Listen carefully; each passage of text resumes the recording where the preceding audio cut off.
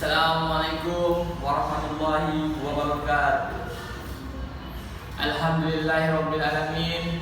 Wassalatu wassalamu ala asrofil anbiya wal mursalin sayyidina wa maulana Muhammadin wa ala alihi wa sahbihi ajma'in. Alhamdulillah nahmadu wa nasta'inu wa nastaghfiru wa na'budu billahi min syarri anfusina wa syai'an amalina man yudillah fala mudilla wa man yudilla fala hadiyalah. Asyhadu an la ilaha illallah wa asyhadu anna Muhammadan abduhu wa rasuluh. Allahumma shalli ala sayyidina Muhammad wa ala alihi wa sahbihi wa man tabi'ahu bi ihsan illa yaumil adil. Ya ayyuhalladzina amanu taqullaha haqqa tuqatih wa la tamutunna illa wa antum muslimun. Ya ayyuhalladzina amanu attaqullaha wa qulu qawlan sayyidan yuslihu lakum la'allakum wa yaghfir lakum dunubakum wa man yutillah wa rasulullah faqad fawzan 'aziman. Jamaah Jumat yang dimuliakan Allah Subhanahu wa taala, marilah kita memanjatkan puja dan puji syukur kehadiran Allah Subhanahu wa taala. Dengan nikmat dan rahmat hidayahnya kita dapat berkumpul di masjid untuk menunaikan sholat Jumat berjamaah. Salawat serta salam semoga senantiasa tercurahkan kepada Nabi Muhammad SAW yang telah menyampaikan agama yang sempurna kepada kita umat-umat manusia. Dan semoga kita termasuk dalam golongan orang-orang yang selalu berpegang teguh pada ajaran beliau hingga ajal menyebut kita. Jamaah Jumat yang dimuliakan Allah SWT, izinkan saya menyampaikan khutbah Jumat kita pada hari ini yang berjudul Indahnya Toleransi di Indonesia. Indonesia merupakan negara yang sangat besar yang memiliki 6 agama dan dijamin kebebasan oleh Undang-Undang Dasar 1945. Sebagai bangsa Indonesia yang memiliki agama, suku, dan bahasa yang beragam, maka kita harus menjunjung tinggi Pancasila, yang merupakan ideologi yang paling tepat yang bisa mempersatukan anak bangsa dengan Bhinneka Tunggal Ika yang ada di dalamnya. Nilai toleransi dan saling menghargai satu sama lain telah menjadi nilai moral yang sudah tertanam di Indonesia. Hal ini disebabkan karena Indonesia merupakan negara dengan berbagai macam adat, budaya, dan juga agama. Pemerintah Indonesia mengakui 6 agama yaitu ialah Kristen, Katolik, Buddha, Hindu, Konghucu, dan Islam. Perbedaan inilah yang membuat Indonesia kaya akan budayanya dan tertanamnya karakter bangsa Indonesia yang saling menghormati. Negara Indonesia juga memberikan kebebasan bagi warganya untuk memeluk dan mengamalkan ajaran masing-masing agamanya, seperti yang tertulis pada Undang-Undang Dasar Negara Republik Indonesia tahun 1945 pasal 29 ayat 2. Dari sini kita bisa melihat bahwa Indonesia memberikan kebebasan penuh bagi warga untuk memilih agamanya masing-masing. Maka sudah seharusnya kita tingkatkan toleransi kita sebagai negara harus tinggi agar bisa menyesuaikan hak bebas tersebut. Toleransi dalam pandangan Islam itu sendiri adalah sikap saling menghargai dan menghormati keyakinan dan agama orang lain, bukan menyamakan atau mencampur adukan agama lain dengan keyakinan Islam itu sendiri. Pemahamannya adalah apapun agama yang diakui oleh undang-undang berhak menjalankan perintah agamanya dengan tanpa gangguan dari pihak manapun. Jadi Pancasila memberikan kepada kita legalitas untuk melakukan segala bentuk kepribadatan dengan nyaman. Oleh karena itu, terkait toleransi ini Allah Subhanahu wa taala berfirman dalam surah Al-Kafirun ayat ke-6. Lakum dinukum waliyadin. Yang mana artinya untukmu agamamu dan untukku agamaku. Ayat ini menjelaskan bahwa tidak ada tukar-menukar dengan pengikut agama lain dalam hal peribadahan kepada Tuhan. Wahai orang kafir, untukmu agamamu, yakni kemusyrikan yang kamu yakini, dan untukku agamaku yang telah Allah pilihkan untukku, sehingga aku tidak akan berpaling ke agama lain. Inilah jalan terbaik dalam hal toleransi antar umat beragama dalam urusan peribadatan kepada Tuhan.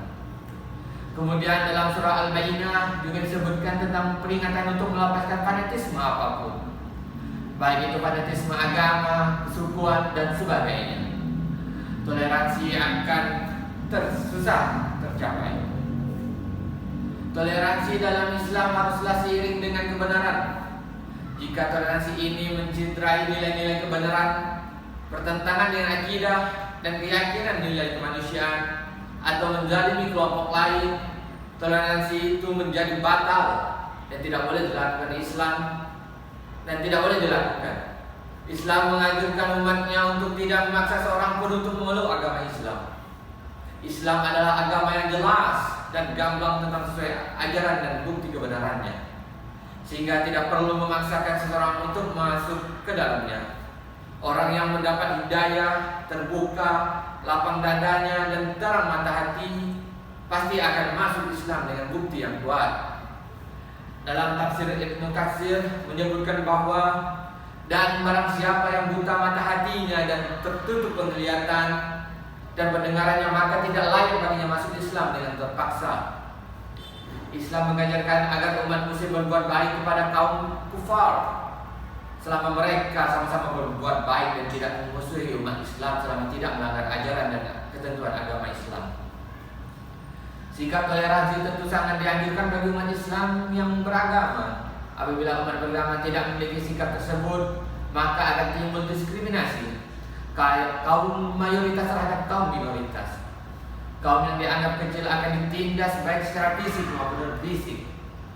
Toleransi beragama ini sendiri sudah dijalankan oleh Nabi Muhammad SAW. Ya, salah satu contohnya adalah saat Nabi Muhammad menjadi pemimpin di Madinah, di mana beliau menyatukan seluruh masyarakat suku yang ada di Madinah. Terbukti dengan adanya perjanjian antara Nabi dan umat Yahudi dan Nasrani, di mana mereka diperkenankan untuk menjalankan ibadah mereka masing-masing, namun dengan satu syarat, yaitu hidup bersama di Madinah. Haruslah saling menghargai, menjaga kerukunan dan kesatuan Madinah. Dalam sebuah perjanjian ini dikenal dengan Piagam Madinah. Agar terciptanya harmonis yang baik, toleransi yang harus kita lakukan antara lain: saling menghormati, saling menolong, menghormati orang lain saat melakukan ibadah, menghormati acara umat lain, tidak mengganggunya, tidak membuat kegaduhan dan berisik, bisa menerima pendapat orang lain, menjaga sopan santun dan atau etika, berteman dengan semua penganut agama atau tidak memilih teman. Dengan begitu sikap toleransi antar umat beragama akan terjalin, sehingga tidak akan terjadi perpecah belahan dan dapat mempererat hubungan sesama manusia. Sehingga nantinya kita dapat mewariskan nilai-nilai toleransi yang baik dan benar, sehingga nantinya bangsa ini bisa menjadi bangsa yang bermartabat walau kita berbeda dalam banyak hal. Perbedaan hadir bukan sebagai pemisah, tetapi mengartikan hubungan dengan memperkaya warna dunia. Berbeda tapi tetap satu selera, satu tujuan, yaitu menciptakan kehidupan yang damai dan saling membentuk ikatan simbolisme yang mutualisme, yaitu saling menguntungkan. Jamaah Jumat yang dirahmati Allah Subhanahu wa taala, dari uraian singkat khutbah ini dapat diambil kesimpulan, dan dari kesimpulan ini mudah-mudahan dapat membawa kita kepada kehidupan dan tindakan yang lebih baik.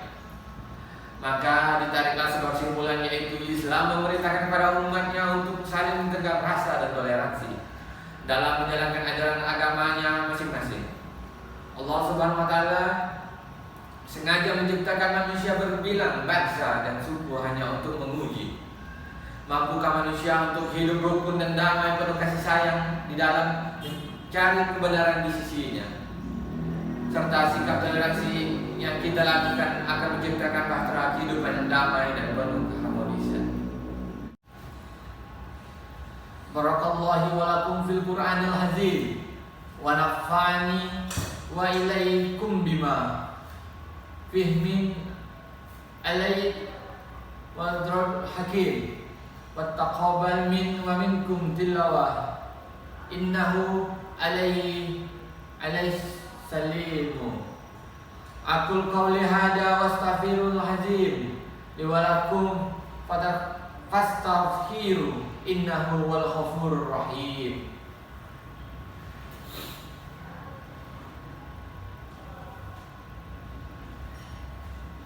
Inna hamdalillah nahnu wasna'inu wa nastaghfiruhu wa na'udzu billahi min syarril anfusina wa min sayyi'ati a'malina.